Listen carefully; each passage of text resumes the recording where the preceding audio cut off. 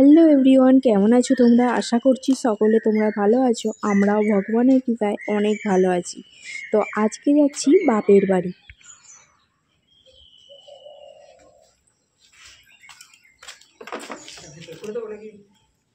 হ্যাঁ, পুরোনো ফোনটা কোথায় গেল? আমার ঘরে ওটা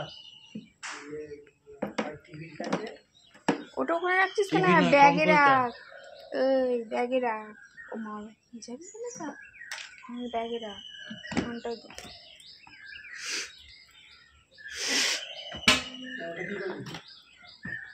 ওর ফোনে চার্জ শেষ হয়ে যাচ্ছে খালি খালি।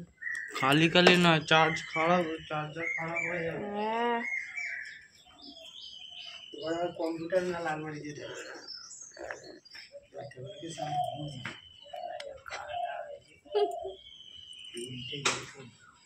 হ্যাঁ, তোমারটা কি ছিল? চকচকে দেখছে।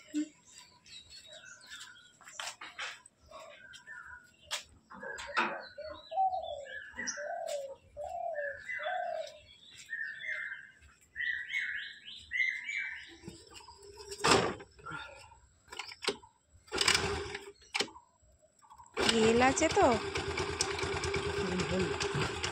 তুমি ভরেছো, আমিও ভরেছি।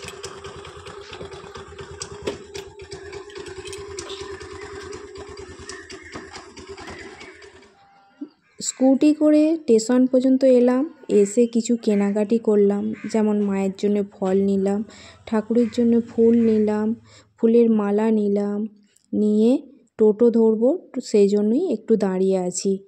আর হরিপাল স্টেশনে এসেছি, ট্রেনেই এলাম, টোটো ধরে এখন চললাম বাপের বাড়ি যাব। ওখান থেকেই মিশনে যাব। বাপের বাড়ি যাওয়ার কারণ হচ্ছে মিশনটা আজকে উদ্বোধন হয়েছিল, মানে 23শে ফেব্রুয়ারি উদ্বোধন হয়েছিল। সেই কারণেই সমস্ত দীক্ষার্থীরা আসবে, পাড়ার লোক সবাইয়ের নেমন্তন্ন আছে, আমাদেরও নেমন্তন্ন আছে। আমরা যেহেতু দীক্ষার্থী আর আমাদের গুরুমাও আসবে, গুরুমাও প্রণাম করব, সেই জন্যেই আরও যাচ্ছি। আর বিশেষ করে মাকেও নেমন্তন্ন করেছে, বলে দিয়েছে যে তোমার মেয়ে দীক্ষা নিয়েছে এখানে, সেই জন্যে আসতে বলো। তাই আরও যাচ্ছি। আর গুরুমাকে যেই থেকে দীক্ষা নিয়েছি সেই থেকে নমস্কার করা হয়নি, তাই আরও যাচ্ছি। তো টোটো করে এখন চললাম।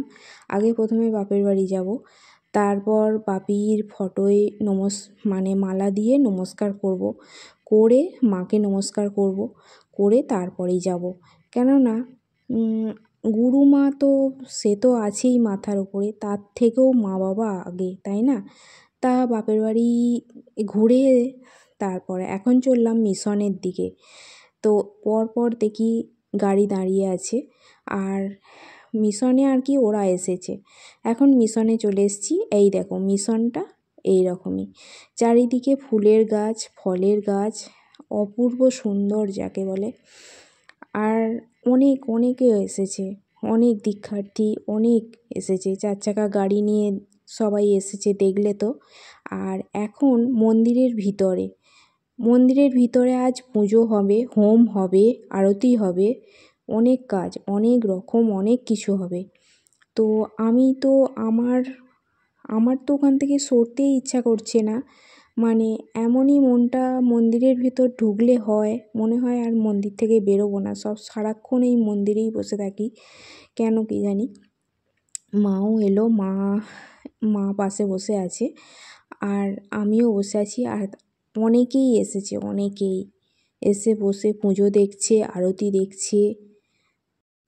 অনেক জায়গায় ভিডিও করতে, ফটো তুলতে মানা থাকে, কিন্তু এই মিশনে দেখছি মানা করছে না, অনেকেই তুলছে, ভিডিও তুলছে, ফটো তুলছে।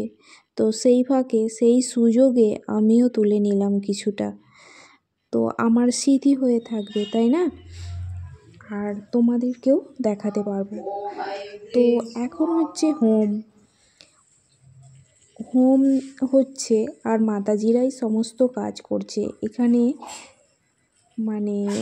মহারাজ যাকে বলে, এখানে তাদের দেখতে পেলাম না।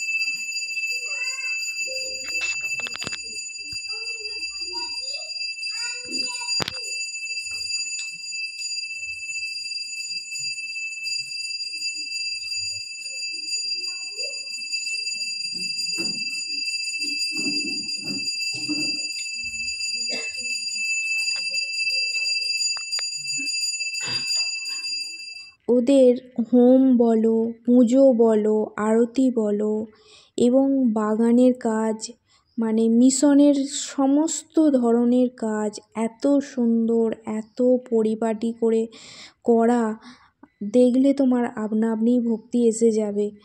আর আমি একবার গিয়েছিলাম বাপের বাড়ি এর আগে, তো সেদিনকে মিশনে গিয়েছিলাম। মিশনে ঢুকতেই একটা অপূর্ব গন্ধ, মানে গোলাপের গন্ধ যাকে বলে, আর বড় বড় গোলাপ ফুটে আছে, আর তার সুগন্ধে মিশন পুরো একদম, মানে এত সুন্দর, আমি বলে বোঝাতে পারছি না তোমাদের। ওই জায়গায় গেলে তবেই বুঝতে পারা যায়, এত সুন্দর ভক্তি আপনা আপনিই চলে আসবে। হয়তো এই কারণেই ওরা এত ভক্তি আসার জন্যই এত পরিপাটি করে সমস্ত কিছু করে রেখে দিয়েছে। আর এখন শেষের দিকে, সমস্ত শেষ হয়ে গেছে, আর এখন যাব আমরা প্যান্ডেলে। মানে বাবুর প্রচণ্ড খিদে পেয়ে গেছে, তাই বসে পড়লাম খেতে। আর খাওয়ার টেবিল, এই যে সামনে বড় মাটাকে অনেকক্ষণ ধরে লক্ষ্য করছি, কিন্তু বুঝতে আর চিনতে আর আমি পারছি না। বহুত দিন আগে আমার যখন লেখাপড়া স্টার্ট, মানে শুরু, তখন আমি এই বড় মার কাছেই আমার পড়াশোনা শুরু হয়েছে। সকাল সকাল পড়তে গেলে বলতো, এখন তো দুপুরবেলা, শুয়ে পড় আমার কাছে।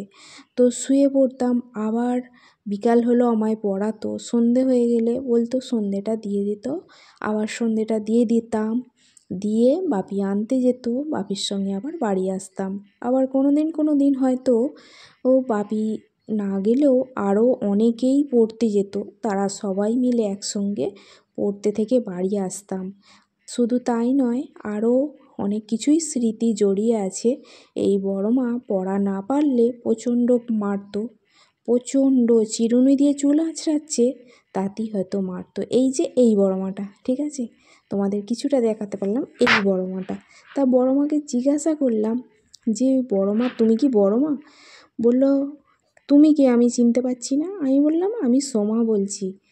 ও সোমা, শুধু জাস্ট এই কথাটা বলেছি সোমা, তাতেই আমায় চিনতে পেরে গেছে। এটা আমার অনেক সৌভাগ্য যে আমায় চিনতে পেরেছে। তো এখন যাচ্ছি বাড়ি, মানে আমার বাপের বাড়ি।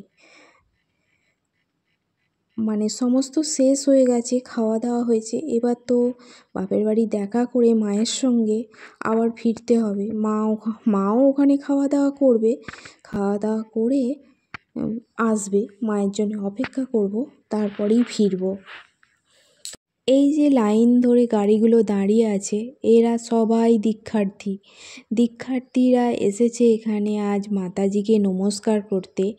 কিন্তু আমি যে খুবই নগণ্য, খুবই সামান্য একটা মানুষ, আমার তো 4 চাকা গাড়ি নেই, আমরা ট্রেনে এসেছি, তাই মাতাজিকেও খুবই সামান্য কিছু দিলাম। তাতে কিছুই হবে না জানি, তাও আমার যেমন সামর্থ্য তেমনই দিয়ে নমস্কার করলাম। আর এদের সঙ্গে আমার তো তুলনা চলে না।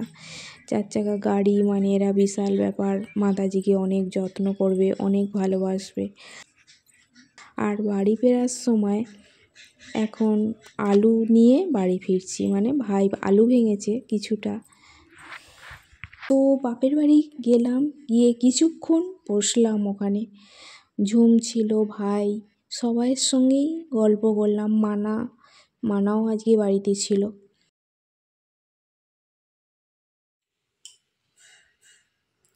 অবশেষে বাড়ি এলাম। এখন এবার রুটি তরকারি করব, করে তবে একটু রেস্ট। আজকে আর কিছু কাজ হবে না। তাহলে বন্ধুরা, সবাই ভালো থেকো, সুস্থ থেকো, আনন্দে থেকো, আর আমায় মনে রেখো। টাটা।